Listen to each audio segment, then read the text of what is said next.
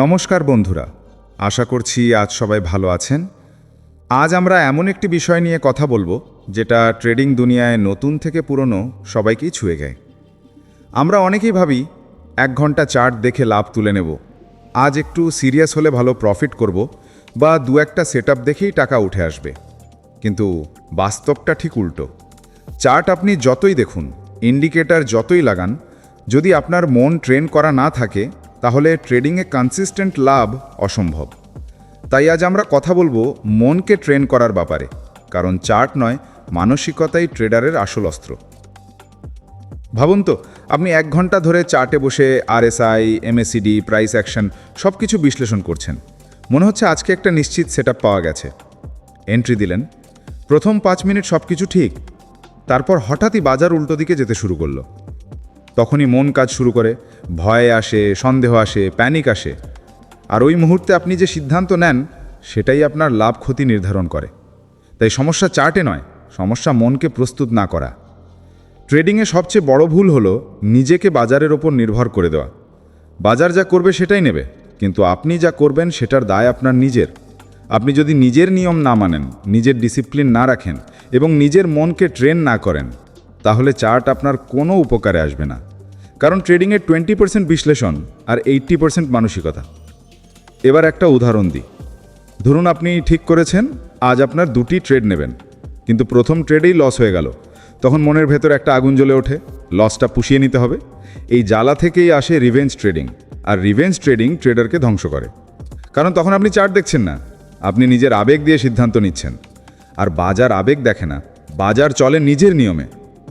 অনেকেই মনে করেন চার্টের প্যাটার্ন মুখস্থ করলেই হবে, কিন্তু রান্নার বই মুখস্থ করলেই কি রাঁধুনি হওয়া যায়? ড্রাইভিংয়ের বই পড়লেই কি গাড়ি চালানো যায়? না, ট্রেডিংও ঠিক তেমনি। আপনাকে বাজারের গতি, নিজের আবেগের ওঠানামা, লস সহ্য করার ক্ষমতা, প্রফিটে লোভ না করার ক্ষমতা সব কিছু নিয়ন্ত্রণ করতে হয়। এই নিয়ন্ত্রণ আসে শুধু একটাই জিনিস থেকে, মানসিক প্রশিক্ষণ। এখন প্রশ্ন আসবে, মনকে ট্রেন করব কিভাবে? প্রথম জিনিস, নিজস্ব নিয়ম তৈরি করুন। কোন কন্ডিশনে এন্ট্রি নেবেন, কোন কন্ডিশনে বেরোবেন, এটা আগে থেকেই ঠিক রাখুন। দ্বিতীয় জিনিস, সেটা খাতায় লিখে রাখুন। কারণ মাথায় রাখা নিয়ম 5 মিনিটেই ভেঙে যায়, কিন্তু লিখে রাখা নিয়ম আপনাকে মনে করিয়ে দেয় কি করতে হবে। তৃতীয় জিনিস, দিনের শুরুতে নিজের মনে বলুন, আজ আমি ডিসিপ্লিন ফলো করব। এটা ছোট মনে হলেও প্রভাব খুব বড়। আর একটা বিষয় খুব গুরুত্বপূর্ণ, ফলাফলের উপর নয়, প্রক্রিয়ার উপর ফোকাস করুন। বেশিরভাগ ট্রেডার লাভ পেতে চায়, কিন্তু প্রক্রিয়া শিখতে চায় না। তারা ভাবে আজ 1 ঘন্টা চার্ট দেখলেই 2000 টাকা উঠে আসবে। কিন্তু অভিজ্ঞ ট্রেডাররা জানে 1 ঘন্টা চার্ট নয়, বছরের পর বছর ধরে মনকে তৈরি করতে হয়। মনে শক্তি না থাকলে বড় চার্ট প্যাটার্নও কাজে আসে না। তাই ট্রেডিংয়ে মনকে শান্ত রাখার প্র্যাকটিস খুব জরুরি। ট্রেডের সময় নিজের শ্বাস প্রশ্বাস ধীর করুন, মনোযোগ বাড়ান। এন্ট্রি নেওয়ার আগে নিজেকে প্রশ্ন করুন, আমি এই ট্রেড নিচ্ছি কারণ এটা ভালো সেটআপ, নাকি আমি আজ প্রফিট চাই বলে? এই প্রশ্নটাই অনেক ভুল সিদ্ধান্ত থেকে বাঁচিয়ে দেয়। আর একটা বড় ব্যাপার, লসকে গ্রহণ করা। আপনি যতই ভালো ট্রেডার হন, লস এড়াতে পারবেন না, কিন্তু লসকে গ্রহণ করার ক্ষমতাই আপনাকে পরের ট্রেডে সঠিকভাবে দাঁড় করায়। লস হলো ফি, লস হলো শিক্ষা। এটা মনে হলেই আপনি লসকে ভয়ের চোখে দেখবেন না, আপনার মন ধীরে ধীরে শক্ত হবে। সবশেষে একটা কথাই বলবো, চার্ট দেখতে সবাই পারে, কিন্তু মনকে ট্রেন করতে পারে খুব কম মানুষ। আর যারা পারে তারাই কনসিস্টেন্ট প্রফিট করে। ট্রেডিং আপনার ট্যালেন্ট নয়, ট্রেডিং আপনার মানসিক শক্তির খেলা।